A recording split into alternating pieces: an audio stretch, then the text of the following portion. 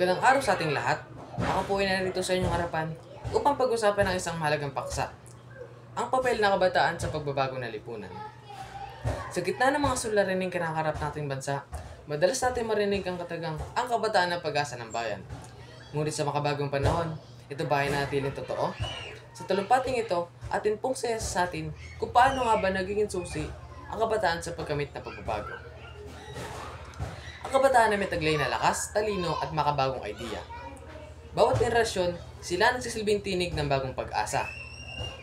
Panahon ng teknolohiya. Ang boses ng kabataan ay mas maririnig sa mga social media, sa mga paralan, at bagay sa mga kilos protesta. Sila ay aktibong kalahok sa mga usaping panlipunan tulad ng karapatang pantao, edukasyon, at kalikasan. Ngunit hindi sapat ang pakikialam lamang sa social media. Kinakailangan nito ng konkretong pagkilos, pagiging mabuting mamayan, responsable sa pag-aaral, at pagsumikap sa pangarap ay ilan lamang sa nagpapakita ng tunay na pagbabago. Sa pagtatapos, nais ko lang pong iwan ang mensaheng ito. Ang pagbabago ay hindi lamang responsibilidad ng matatanda.